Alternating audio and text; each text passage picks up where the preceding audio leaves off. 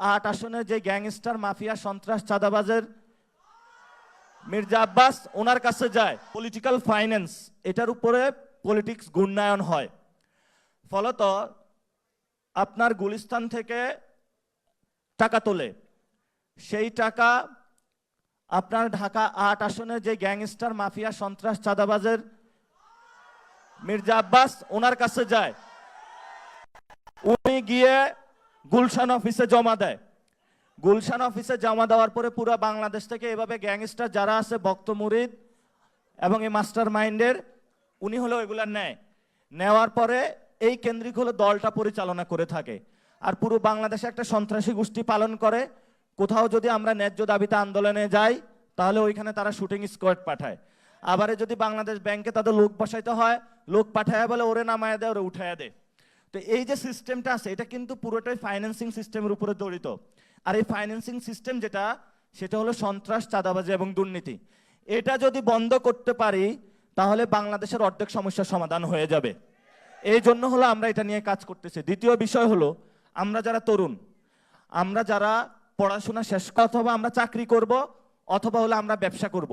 আপনি ব্যবসার লাইসেন্স নিতে যান, আপনি পাইবেন না লাইসেন্স। অমুক ভাই কল দিতে হবে, অমুক এমপি কল দিতে হবে, মানে মেরিট বেসিসে এখানে লাইসেন্স দেওয়া হয় না। ঠিক আছে, লাইসেন্স পাইছেন, পাওয়ার পরে কোথাও একটা শিল্প কারখানা স্থাপন করবেন, এখানে আল্লামা সন্ত্রাস চাঁদাবাজ দুর্নীতি হয়ে যায় যে আমাদের হলো চাঁদা দেন। তো ফলত ব্যবসা হলো যদি না হয় তাহলে বাংলাদেশের উন্নয়ন হবে না।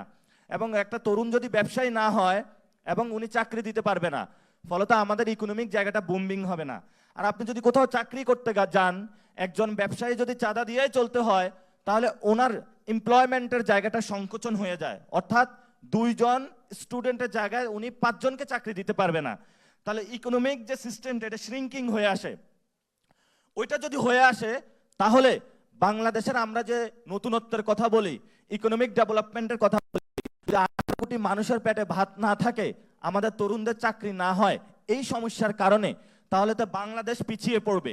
এই জন্য এই সমস্যার সমাধানে আমরা এটা নিয়ে কথা বলেছিলাম। আমাদের সামনে আরেকটা লড়াই আছে, সামনে হলো লোকাল গভর্নমেন্ট ইলেকশন আসতেছে।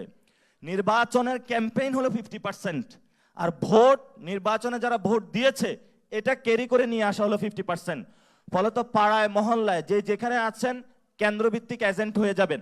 এবং যারা প্রিজাইডিং অফিসার হয় সাধারণত স্কুল কলেজে যারা টিচার, হেডমাস্টার, তাদের সাথে যোগাযোগ শুরু করবেন যে মাপ চাই, দোয়াও চাই, রাজপথে অনেক রক্ত দিয়েছি, ক্লাসে শিখিয়েছেন ভালো মানুষ হইতে, ইলেকশনের দিন তো আপনার এটার উপরে আমল দেখি না, আপনার এটার উপরে আমি ইলেকশনের দিন আমল দেখতে চাই যে কোনো সন্ত্রাসীর পক্ষে আপনি কাজ করবেন না।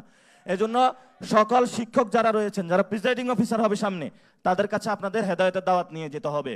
আর যারা এজেন্ট হবে তাদের কাছেও আপনারা যাবেন আর স্বেচ্ছাসেবক বাহিনী গঠন করবেন, সংগঠন গঠন করবেন, সাথে সাথে ইলেকশনের সিস্টেমটা গঠন করবেন। তাহলে ইনশাল্লাহ আমরা যেভাবে ব্যালট রেভলিউশন করে শেখ হাসিনাকে বিদায় করেছিলাম, আমরা বুলেট রেভলিউশন করে ইনশাল্লাহ আগামী ব্যালট রেভলিউশনের মধ্য দিয়ে ইঞ্জিনিয়ার সাহেবকে বিদায় করতে সক্ষম হব গণতান্ত্রিক পদ্ধতিতে ইনশাল্লাহ। আগামীর লড়াই গণতান্ত্রিক লড়াই। এই গণতান্ত্রিক লড়াইয়ে সকল বুং বাং ইন্টার